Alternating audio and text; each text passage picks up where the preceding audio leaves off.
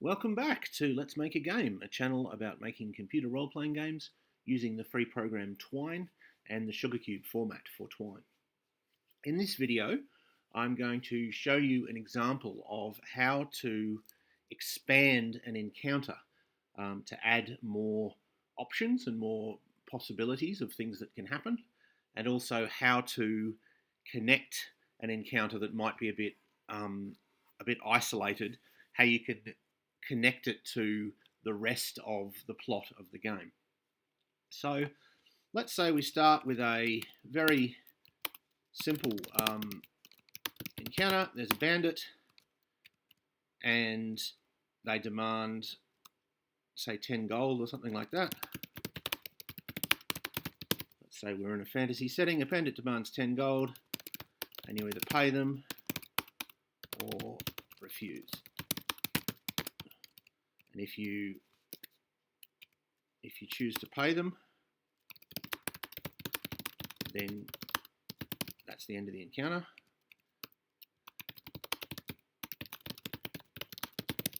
And if you choose not to pay them, or if you're unable to pay them, then you have to fight them, and the encounter ends.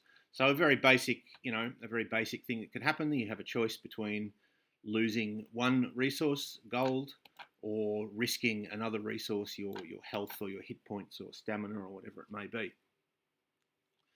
But so we can do more than that.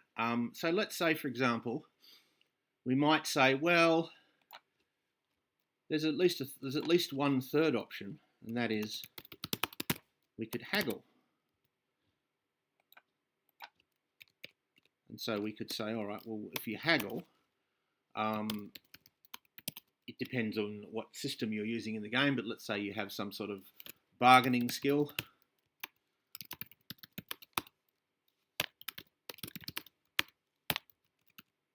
And if you succeed, I know they're not all lined up properly, but that's not as important.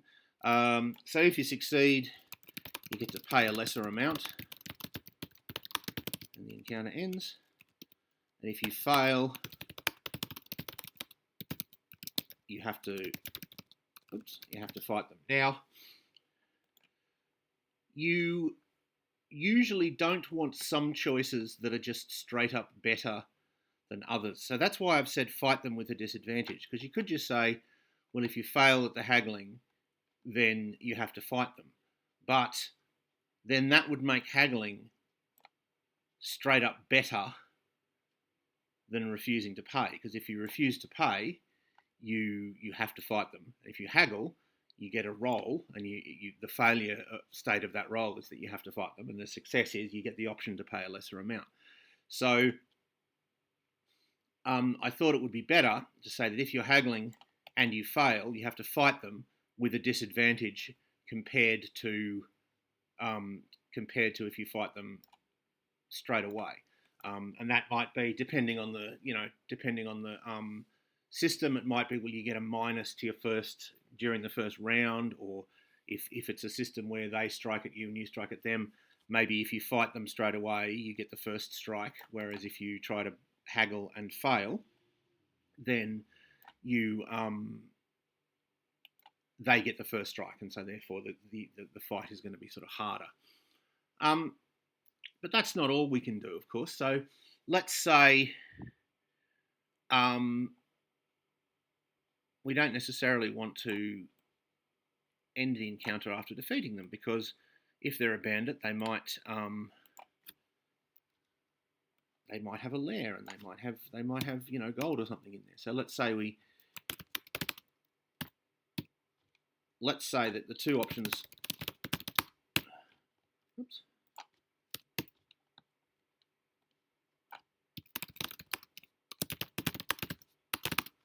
Let's say that if we fight them and win, then we have another option. You can look for the bandit's lair,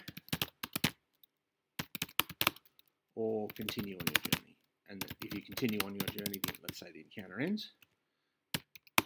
And let's say you go to their lair. Well, what can happen in their lair? Well, let's say this is let's assume this is happening in the forest. which is a sort of traditional place to encounter bandits in both fantasy and history. So let's say you have to roll against wilderness survival or something. There's some sort of skill like that. So succeed, we go to 9, and fail, we go to 10. All right, so you find that, let's say you find their lair, you gain a whole bunch of gold, and the encounter ends. That's if you succeed. If you fail, you get lost in the forest. And that might mean that you lose stamina. If there's a time factor in the game, perhaps that means you lose a day because you have to sort of you're wandering around and eventually you find your way back to the road, but you've lost a certain amount of time, or you lose stamina because you spend a night in the outdoors and you get a certain amount of exposure. But we don't necessarily have to end it there, because we could say, well, what if I've got this encounter in the forest that I've got saved up? Well, we could add this here. We could say, well, let's say there's a chance of coming across a witch in the forest, right? Let's say it's a sort of basically German fairy tale kind of world where there's things like bandits and witches and woodcutters and stuff. You could say, all right, well, there could be a witch living in the forest. So if you haven't already had the encounter with a witch in the forest and you get lost, well, perhaps you either just lose stamina or time, or you're wandering around and you have this encounter with a witch. So that's a way to sort of tie it into another encounter and another part of the plot that you might have thought of. And of course that makes sense. Well, I went into the forest to look for something, I got lost. Well, in a world like this, yes, finding a witch is the sort of thing that might happen. Or you find a talking wolf, or whatever happens in forests in your world. But again, we don't have to end it there if we don't want to. So let's say we find the lair. Let's say there's two options of what happens if we find the lair. So we'll roll against luck.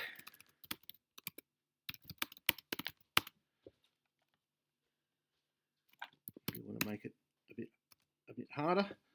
So let's say that if we succeed on a luck roll once we find this lair, then you find this gold. But if you fail, then you find a picture of the bandit's family, and you lose, willpower or morale or something like that because of guilt. So there's another thing that could happen. But all right, so that's expanding the encounter, and we've done a little bit of how we can sort of relate one encounter to another, how one encounter could sort of lead logically to another. But we could think about other encounters that could happen beforehand that might influence this one. So, for example, what if you learn a particular password, and then here you could have the option, if you know the password,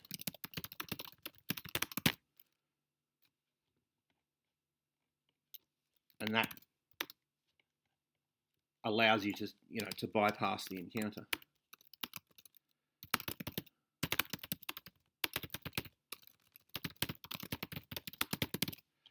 So how would you learn a password? How would you learn a sort of bandit's password? Well, perhaps you have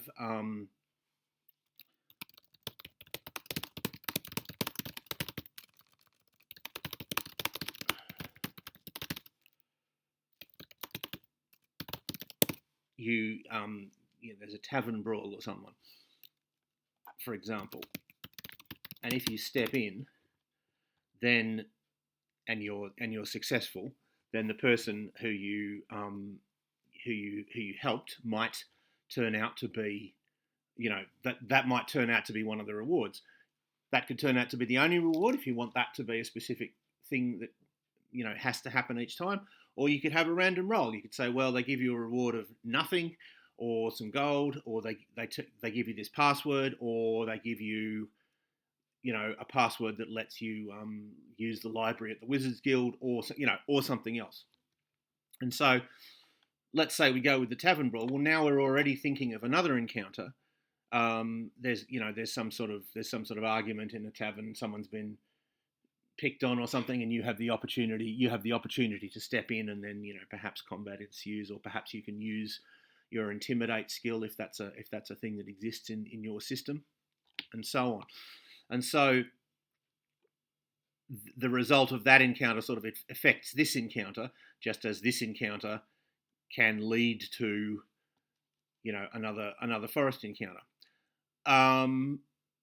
So let's look at the other way. How might this encounter affect later things? Well, perhaps you find,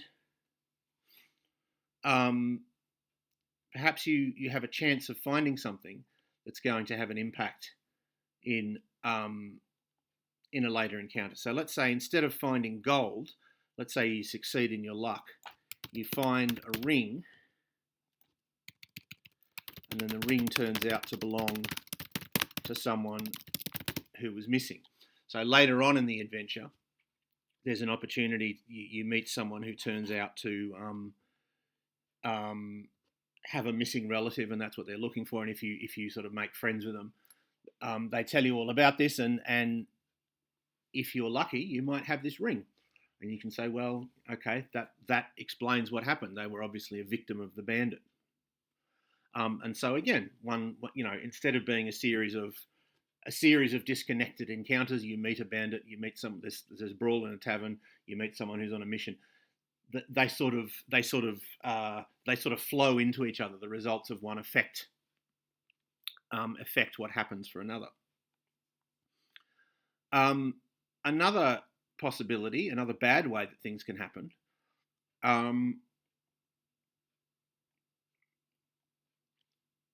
Let's say the bandit might run off. Instead of killing the bandit,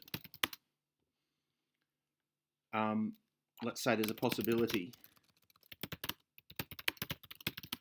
And then later on in the city,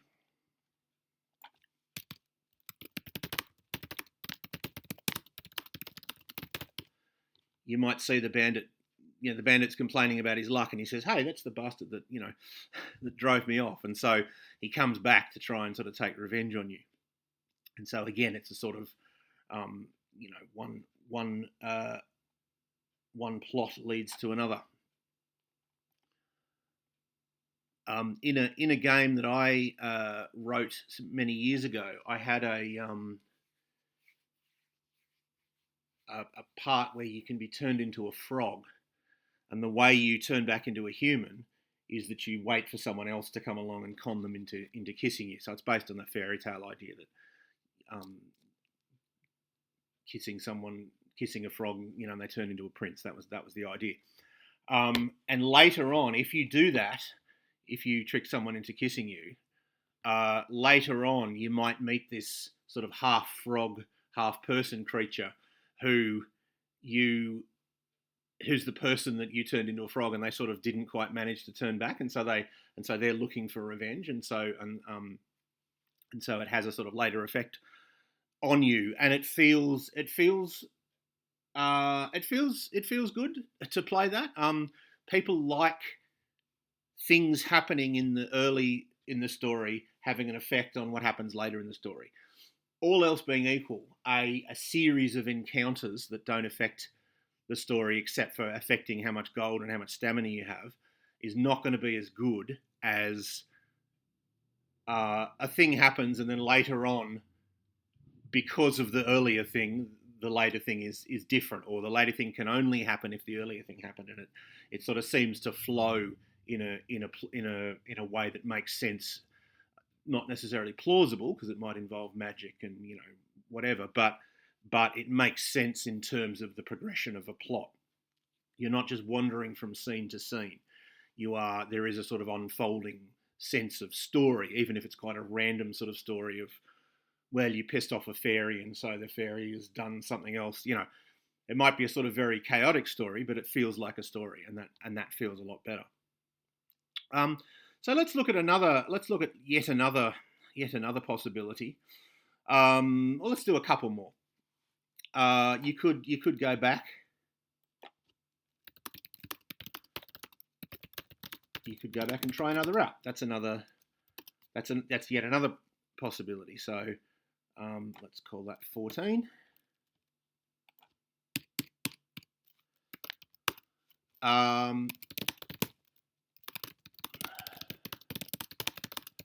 And so we could have sort of a less good version of looking for the bandit's lair. So we could say, all right, you go back, you do find another way, but it's longer. And if there's a time factor to the game, then that sort of can be a penalty. Also, you could have some sort of roll versus navigation or wilderness skills, or whatever attribute is the most relevant. And if that doesn't happen, then you get lost. And again, you could that could be another way to lead into other sort of wilderness-based encounters, or it could just be that you lose stamina because you're lost in the woods. Let's look at another. Let's just add one more thing. I mean, we can do this indefinitely, but so we look for the bandit's lair. Let's say we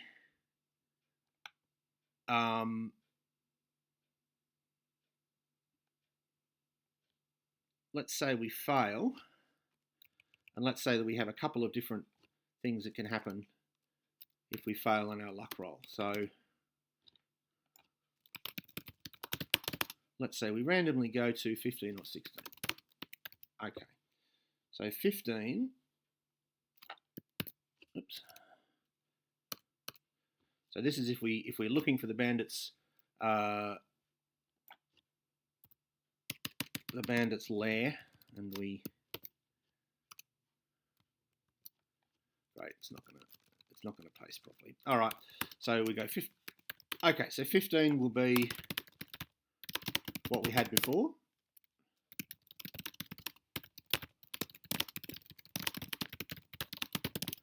And let's say 16 is find idol which bandit appeared to be worshipping.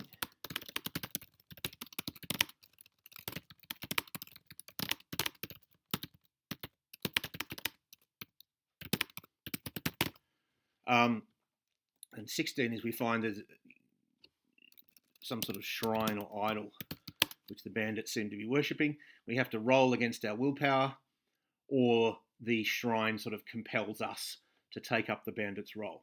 And that might be the end of the game. We might say, yep, that's instant death. You're a thrall to this bandit. Or that might be a temporary thing. Okay, you're going to lose a bit of time, and you're going to have to fight people, and you're going to sort of, you're going to have a generally bad time until you're able to destroy the idol or otherwise escape. So there we go. So we started with a very simple encounter, which had 2 choices and 3 paragraphs. And as you can see, we've expanded it out to 16 paragraphs, and we've added an encounter that could lead into this encounter and affect it. And we've also added a couple of encounters that can happen later. That what we do in this encounter will in fact affect these later encounters. And so you can see that with a bit of thought, a very simple encounter can turn out to be. You can add more options, which makes it interesting, more outcomes, which makes it interesting, and you can connect it to previous events and to later events in a way that makes it a more interesting story, a story that feels like a story that doesn't feel like, well, this isolated thing happened, and then this isolated thing happened, and then this isolated thing happened, but rather it feels like the events in one place have a sort of plot effect, have an effect on what happens later. So I hope that was useful or interesting to at least some of you, and I hope you will tune in next time.